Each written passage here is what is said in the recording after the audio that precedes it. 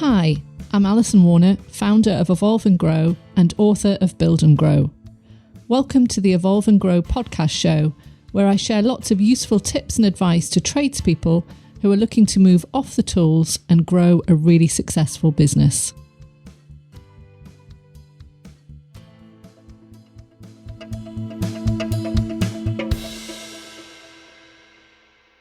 So today's show is looking at how you can build a team in a trades business, but also we're going to be talking about how to adapt in a time of crisis. And I'm delighted to be joined by two clients of Evolve and Grow, Ashley Waite and Ross Evans, founders of ShuttersUp, which is a Plantation Shutters company based in Southeast London. So welcome, guys. Really pleased to have you on the show.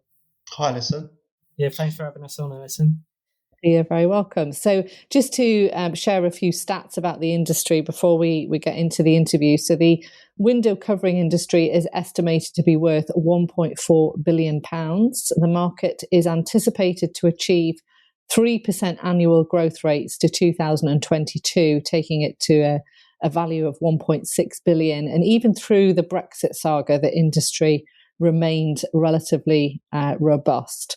As I say, one of the reasons I was keen to get you both on the show is I've been really impressed at how you restructured your team prior to lockdown, so that everybody was in a role that was more playing to their strengths. And I think this is certainly something that the listeners would benefit from hearing about. And the other aspect, quite different, but obviously we're still in lockdown, and I've been really impressed with how you adapted to that situation. And how you responded. So I'd like to talk to you about that as well.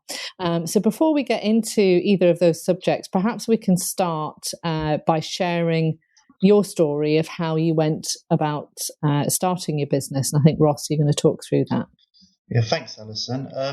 Me and Ashley, we met in the school days when we was 13, and we both was keen to do carpentry. And I went to college during the days to learn it, where Ashley was doing night school and he had a job during the day. And eventually I got a job on the underground working the evening hours of 11 till 3 at night. And basically where Ashley was working during the day, it came about where I was approached by my boss at the time on the underground to say, did I have any other friends who'd be keen to come on board? And when me and Ashley, we was always talking to each other all the time. We always had the ambitions of both being carpenters. Could we start our own business? And where we was working nights, it was a perfect opportunity because it was only a few hours a night that maybe we could start something during the day. And where Ashley actually worked for a Plantation Shutter company, and he said how enjoyable it actually was. It was a case of Ashley sourced a trade person who could buy the shutters off. So we literally was working nights from 11 till 3, and then we would have about 3 hours sleep, I'd say 4 hours sleep, and then we'd get up and start. It was all with friends and family first to begin with. It was just like a nice little side job, but then it just evolved. And we was doing that night and day working, I'd say, for about a year and a half, I'd say. Good Lord. That's probably about the limit, was it? Yeah. You could do that lifestyle for. I mean, that shows tremendous determination and ambition. It was definitely. It was eventually that year and a half, because it got so busy during the day. We eventually had to take the leap, kind of faith. We knew our money was going to be less, but we just enjoyed it so much, what we was doing. And we just believed it would grow, which, touch wood, it still is today. Yeah. Wow. Very inspirational. Yeah. And I think it can be very challenging, can't it, for business owners to take themselves off the tools to grow a business, because, at the end of the day, it's a very different role, isn't it, to being a hands-on carpenter to then being a business owner of a carpentry business, Plantation Shutters business, and it requires very different strengths. Ashley, how did you go about doing this? Well, so basically, the pair of us, me and Ross, although we have very, very similar values and philosophies, and always have done since we've known each other at 13, we always had different strengths between us, and we decided, from day one, that we'd be very honest with each other and say where we felt our kind of strengths and weaknesses lay. And that basically led to Ross taking on more of the fitting sort of side in the carpentry, and myself initially I went into more the sales. But we had a discussion and we decided, the first step to coming off the tools was us gonna kind of having faith in people to do the jobs that we were doing. And, we decided that, we could stay with that idea that nobody else could do this as good as us, or we could have faith in our ability to coach people and to train them to do the job that we did and deal with the customers how we deal with them. And that was the biggest step. In terms of getting to come off the tools, that's the first step and one of the biggest steps, in my opinion, to actually start the process. Because you're kind of replicating you, which involves trusting and letting go. Absolutely, because I hear, especially within the trade industry, you hear it so often that I couldn't possibly take people on because, that they won't do it as well as me. They're going to ruin it, and what customers have come to expect from me. But really, you've just got to find a way round and decide, okay, maybe I just need to train these people in the right way to be able to take that step and feel more comfortable to leave them in somebody's home to do the job that you would normally do. Can I add to that as well? To that part, what Ashley's saying is quite satisfying now when we have all the staff and they make it their own better than what we could do it at. It's when I go to a job still and say sometimes I end up mucking in on the job and just helping out, fitting like some shutters and say like back doors and stuff, and the boys turn around to me and say, "Why don't you do it this way for a change?" And it's like, oh bloody hell, they've mastered the art from. I thought I could do it well. And they that's can actually happened, do it better than me. and that's happened everywhere in the office as well. Just throughout the chain. Yeah. But I would imagine that would probably frighten some business owners. They would feel threatened by that. So I think that's part of it, isn't it? Is being comfortable with being surrounded with people who potentially are better at doing things, and that's how you grow. What would you say has been the most challenging thing, Ross, for you coming off the tools and running a business? For me, because where I was brought up, like my mum and dad they weren't office job. My dad was like a steel fixer, and then he was like a bricklayer. It was very trades orientated, my family. Right. Yeah. So that's why I went into carpentry. So the hardest thing for me was to do that transition of now basically not getting my hands kind of on the job, whereas now it's all about in the office and just evolving people, really, I'd say, and just having working with systems within the office. That is what I would say. I didn't find it hard. It was just over time I could always master something that I was left to do. So yeah, and it was something completely new, which you hadn't perhaps seen somebody take that role before, so you didn't have an example set. So what roles do each of you take in the business? So naturally, again, we divided ourselves. So I tend to look at processes and how things are done and how efficiently things are done within the office and field. Although, obviously my role encompasses many different things. But Ross is as well. He tends to focus on a lot to do with the brand as well. So he's always making sure that the vans, for instance, are kept clean. That uniforms are all 100%. When we walk through the door, Again, Ross's role encompasses lots of different things, but he tends to focus more on the field side, as I tend to focus more on the office side. Right. Yeah, but we definitely have, absolute strengths, and we bounce off of each other all the time. But it was just to make sure they keep up the standards that we've set. Yes. Yeah. That where we started from to this day, that it's still the same. Yeah. Because that's definitely the challenge, isn't it? So how big is the team now? There's 20 of us all together. But even at this tricky time with the COVID situation, we're still looking to expand in a couple of areas, which is quite a good thing, really. Yeah. Absolutely. And obviously, as I said at the beginning, you have recently completed a Build and Grow program. You've been with us for just coming up to a year now. What has been the biggest learning for each of you?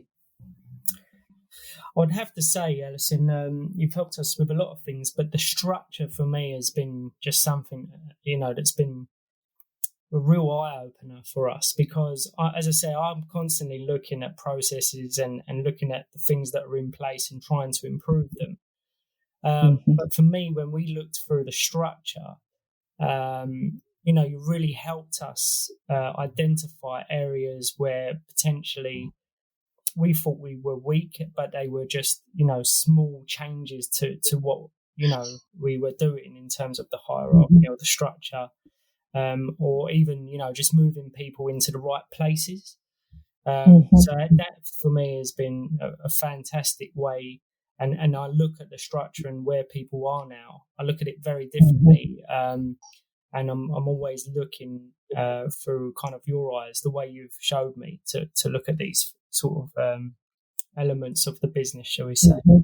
So this is in relation to people, which we're going to talk about a little bit more in a moment. And how about for you, Ross? What's been the biggest learning for you? Since we've been with you, for me, it'd have to be getting their numbers bang on, really, because as we've started off small, especially as we've got bigger deposits, bigger balances, it's just learning the profit and losses, like to study it, really, because there'd be times, say, we went to the accountants, and personally for me, I could be sitting there and the accountant's talking to me, and kind of it did seem like a different language. They was saying all these terms and stuff, and I couldn't. Sometimes I'd walk out of there and my mind would be blown to pieces to think, what was they talking about? But since we've been with you, where you've put the processes in place, and it's made me understand the figures so much easier.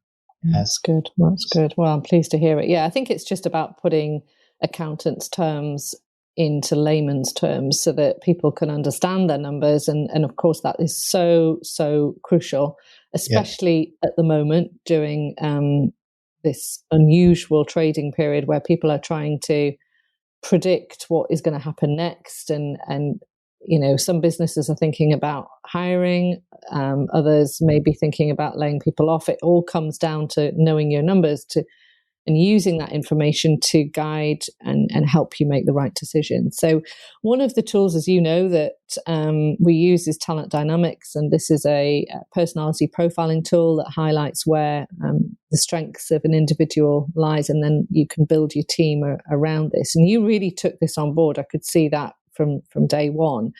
Can you just talk us through what this showed you about your team, and crucially, what changes you then made knowing that information? Yeah, absolutely. This, as I say, this is something that I really got something out of, to be honest, because there was the structure that we had. We had lots of people working for us, but not all performing as we felt, to their maximum potential. So we love working with people, and we see so much potential in a lot of people, but just couldn't understand how to get the best out of them.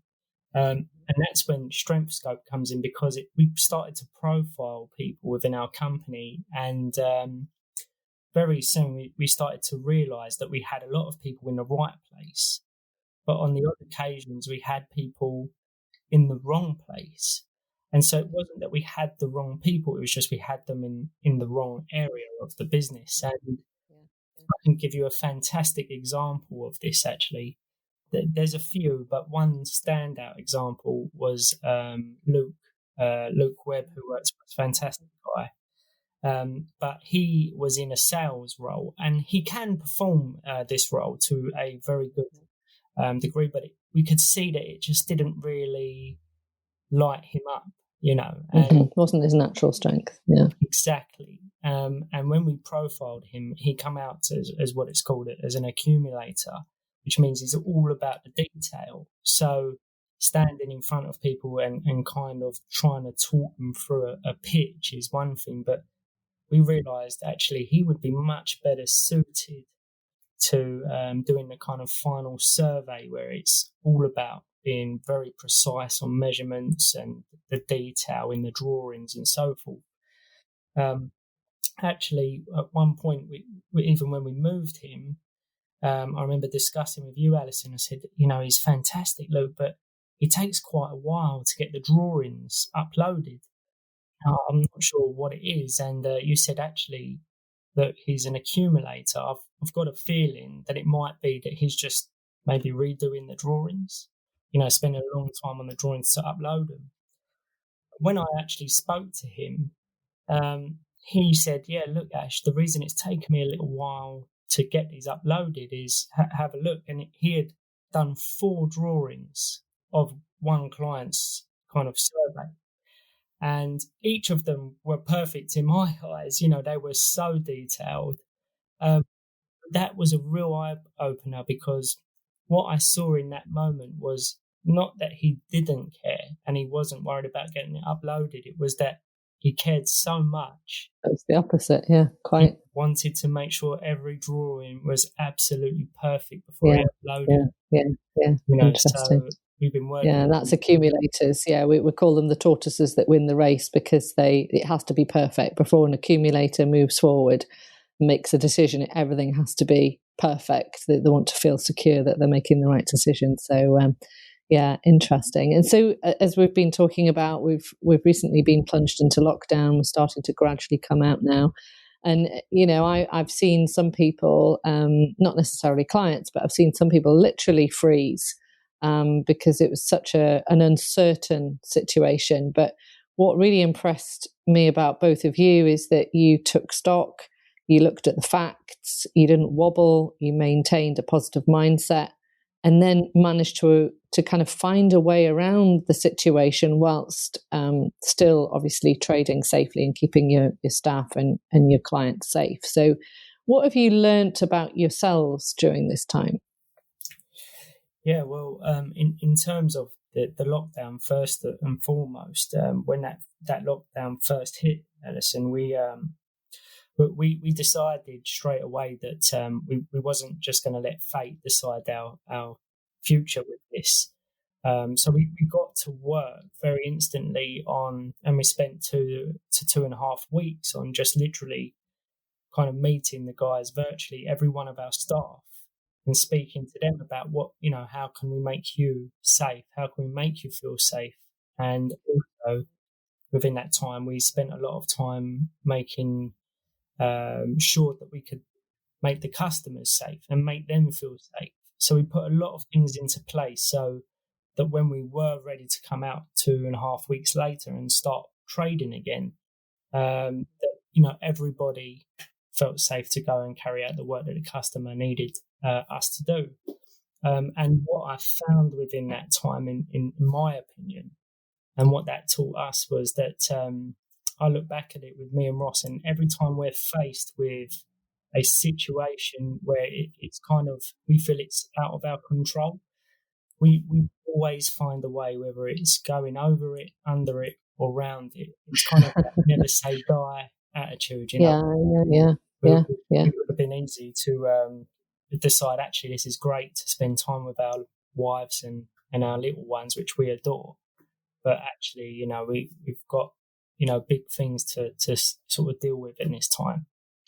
And also during the lockdown, we we was in contact with our staff all the time. We did have a lot of them come to us where they wanted a bit of advice, say they were struggling with mortgages and stuff. So we knew we had to do stuff to kind of get our bills down so that we could actually, we helped a few of them out along the way, with actual kind of, like fees and stuff. So we knew we had to get straight into maybe trying to get a 3-month holiday and stuff with some of the bills that were coming in. But we knew we had to act very fast, which was very lucky, because we got our accounts lady who come with us as well, Karen, who's been with us for years, and we all sat there just looking at what we were trying to squash it down, really. There's just so many learnings in what you talk about there. It's almost textbook, because it's, maintain a positive mindset, which can be challenging. You can't just say to somebody, flick a switch and be positive, but you've got to try your best to look on the upside and look at how you can get around things. But also the fact you took a very consultative approach. So you didn't just talk to all of your people, you asked them what was important to them. There's just so many learnings, and you were also responsive, so people could get hold of you and talk to you. Because you think in times of crisis, you can never communicate too much. You've almost got to over communicate, because then that gives people that feeling of certainty and that feeling of safety. And because of that, you've kept the team together, you've kept the business together, and you've actually, you've traded through it, which is incredible. So finally, what advice would each of you give to an owner of a trades business who's looking to grow? For me, like I was saying, where I've come from, all my family have been like very trade orientated. Mm-hmm. It was the numbers when I was, the way you kind of put it in simple terms to me compared to how accountants would lay it down to mm-hmm. me. As you get bigger, you need to understand it. Because a couple of things going, maybe money coming in wrong in the wrong way, it can really mm-hmm. affect the company quite quick. So absolutely, and all the kind of the processes, like the traffic lights and stuff like that mm-hmm. we put in place. It's been brilliant since we've done that. And for you, Ash? Again. I couldn't stress enough about having faith in your people and your staff and taking that leap. I mean, apologies for this analogy, because we are football fans, myself and Ross, but we do always tell people the way we see it. It's like a football team. You've got to make sure that you've got your goalkeeper, your defence, your midfield, and your attack. And they're all people in different places playing their part to one game. And what you've got to remember is you no longer are the striker or the sole striker. You are promoted into the manager sort of area. And as that then grows, where we are now, we're now trying to say to people, we want to be in the chairman role, watching over the manager who's managing the team. And that's how we're evolving it, and that's how we would give a very basic analogy of what we think would really help people. Yeah, I think sport is often used as an analogy for business. It can be really helpful to give that kind of example so that people understand conceptually, what you're referencing there. Mm-hmm. So ultimately, know your numbers and look after your people. And I guess make sure you've got the right people and they're doing the right role that's suited to their strengths. So, some fantastic advice there for any business owner in the construction and trade sectors that's ambitious and looking to grow. So thank you so much for coming on the show today. Personally, it's been a real privilege to work with you for the past year, and I'm very much looking forward to continuing and seeing where you go next. Thanks for your time, Alison. Thank you. I really hope you've enjoyed today's podcast. Please do share on social media. And if you'd like to learn more, head over to my website, www.evolveandgrowcoaching.com, where you'll find more details and also my book Build and Grow, which is available on Amazon. Finally, you can also support the show by writing a review and subscribing on iTunes.